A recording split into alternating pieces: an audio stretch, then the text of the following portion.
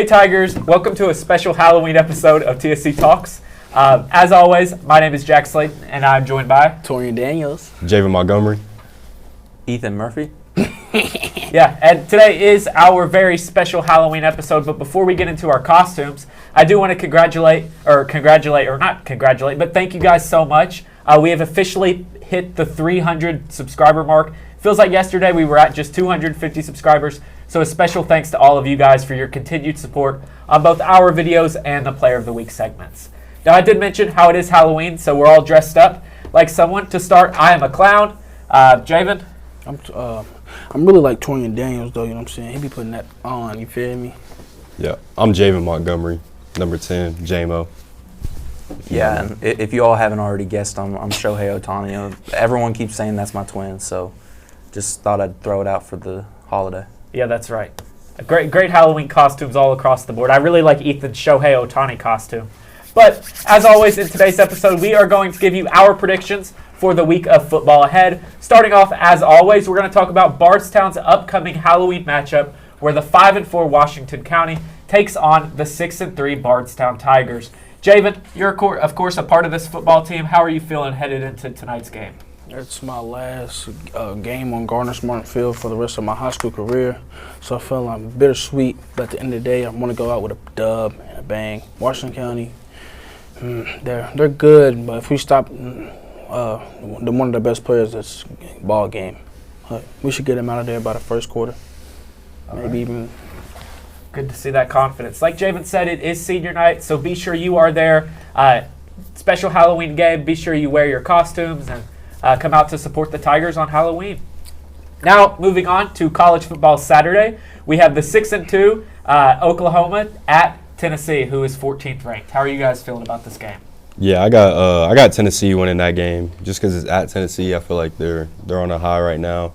Oklahoma's played some good football, but I got Tennessee winning out. Is it a night game? That's a good question. If it's a night game, definitely Tennessee. Yeah. If it's a night game, I got Tennessee as well. I got Tennessee too. Yeah, Oklahoma let me down last week. I thought they were going to defend their home field against Ole Miss, and they didn't. So the easy pick is probably going to be Tennessee. Oklahoma has not looked good ever since the Red River. So, yeah, I got to go Tennessee on this one in a fairly one-sided game, I think. Moving on to the 6-1, number 16th ranked Louisville Cardinals taking on the 3-5 Virginia Tech. Yeah, I got Louisville winning that one. I don't see them losing that game, even though it's away. But Louisville's just looking good after that Miami game, so I got them winning that one.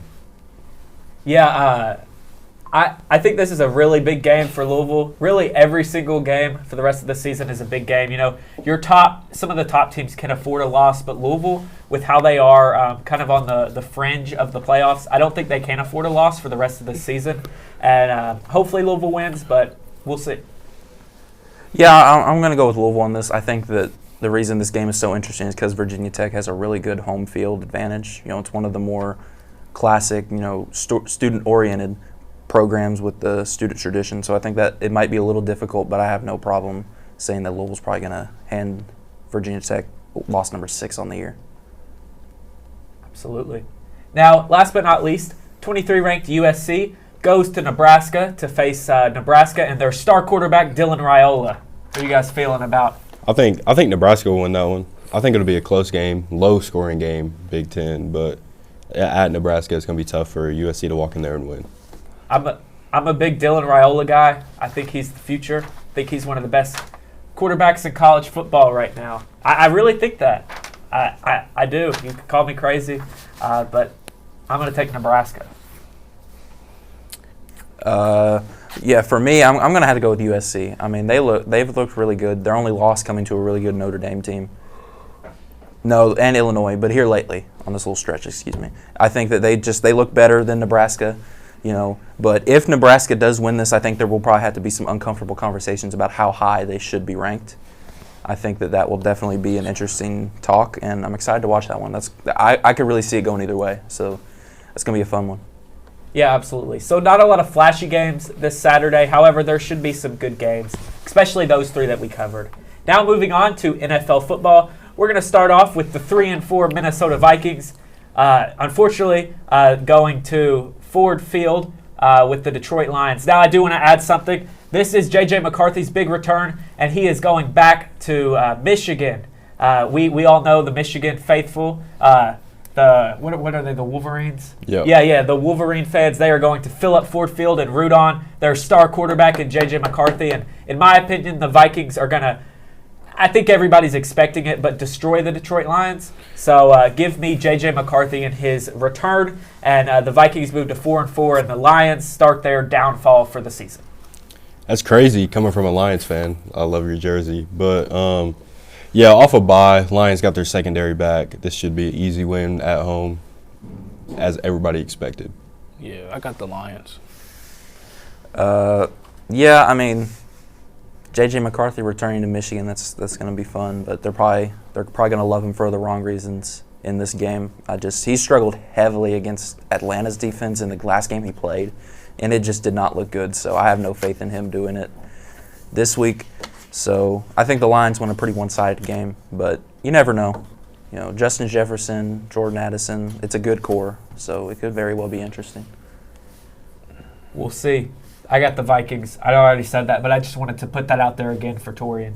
Now, moving on, the 7-1 Colts take on the 4-3 Pittsburgh Steelers. You have the Colts winning. Coach is looking good this year. They are. Jonathan Taylor, I mean, he's just a dog. I don't think the Steelers defense is really prepared for that. I agree. I got the Colts winning that one. I mean, they just look unstoppable right now. Jonathan Taylor, he scored like 3 touchdowns like almost every game this year, so should be an MVP conversation, but that's a quarterback award. So, but I got Colts winning that one. Yeah, I'm going to keep it interesting. I think the Pittsburgh Steelers are going to win. I just flat out think that they're just going to come out and they're going to win. I think that Aaron Rodgers, after losing to his former team in an embarrassing fashion, I mean, I didn't get to catch the game, but from what I saw, it did not look good. So I think he comes back with a little bit of, momentum, and against the Colts team that's just been like blowing out everybody. So I think that they have a high horse, they have high belief in themselves, and I think that they get brought back down to earth. They're still a very good team, but I think Pittsburgh gets a must-win here at home. Yeah, now I am not doubting the Colts in any way by saying this, but building off what Ethan said, the Colts are not yet, but they have destroyed a lot of really bad teams. It'll be interesting to see if they are able to beat, I would almost call it like a playoff fringe team in Pittsburgh. I know they've played really bad lately, but Pittsburgh, I mean, they still have a very solid team, good defense, good wide receiver room there, and Aaron Rodgers, he's looked good in moments. I have the Colts here, but I could see a potential upset, especially since this game is in Pittsburgh. Now moving on to the game of the week, the 5-3 Kansas City Chiefs face their old rival and go to Buffalo to face the 5-2 Buffalo Bills. How are you guys feeling? I got the Bills. Yep, I got the Bills winning that one too, hopefully. I know it's going to be a good game as it always is. It's going to be a good game for sure. At the Bills, it's going to be tough. So I got the Bills, hopefully. Yeah, this rivalry goes kind of in a single pattern. Regular season, Josh Allen takes it, and then when they meet in the postseason, it's Patrick Mahomes. Nothing different here. At home in Buffalo, coming off a very good win against Carolina, who's shown some upside. Kansas City, they'll keep it close. It will not be a blowout. It never seems to be a bad game between these two. But regular season, Josh Allen is almost unbeaten against Mahomes. I think he's only lost once or so. I might be wrong there, but I don't see anything changing. So Chiefs go to 5-4, and their chances of winning that AFC West go down heavily.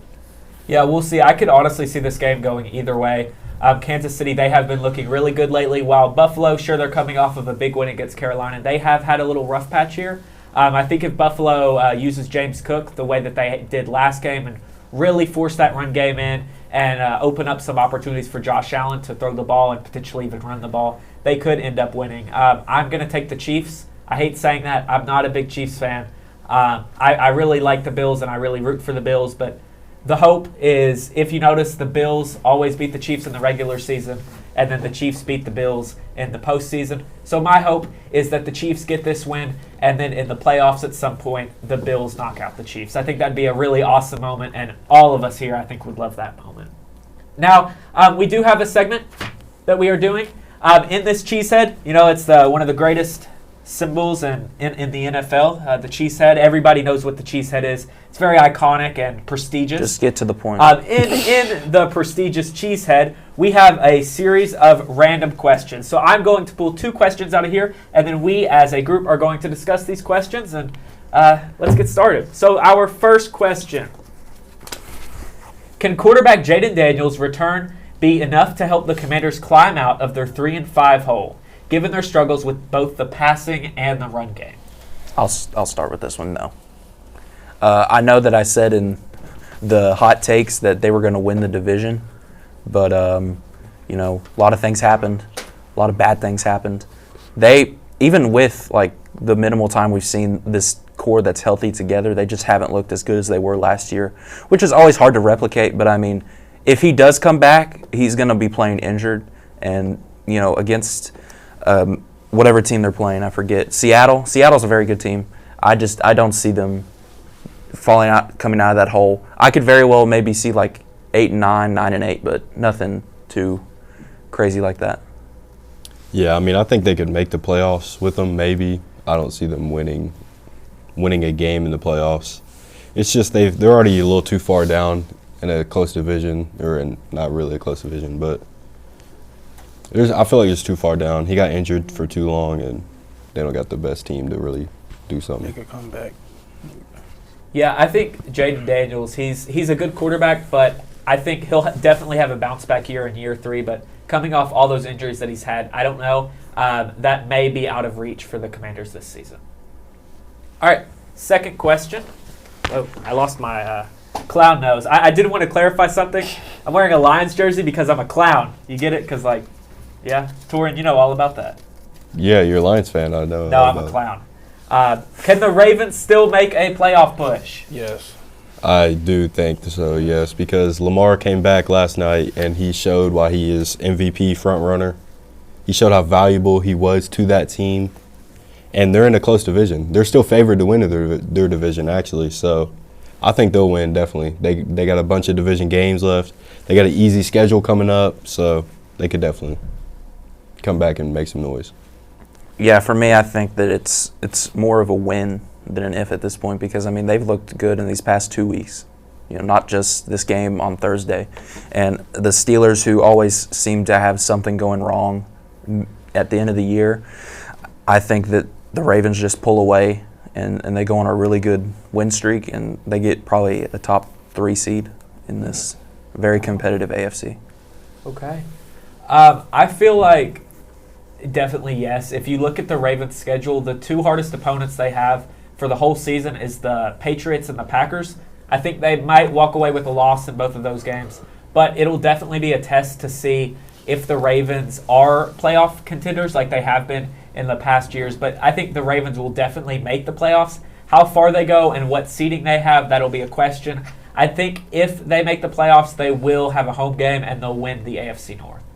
But before we head off there, do you guys have anything else about NFL that you want to talk about? I'm good.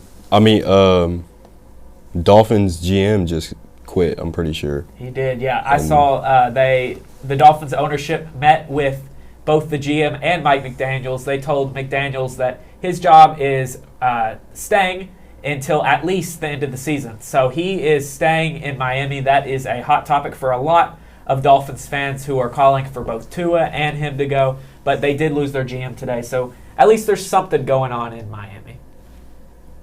Yeah. But as always, thank you guys so much once again for 300 subscribers. On the road to 500. Fingers crossed we'll make it there by the end of the year. But from a special Halloween episode, episode 12, thank you guys so much for joining us, and we will see you next week.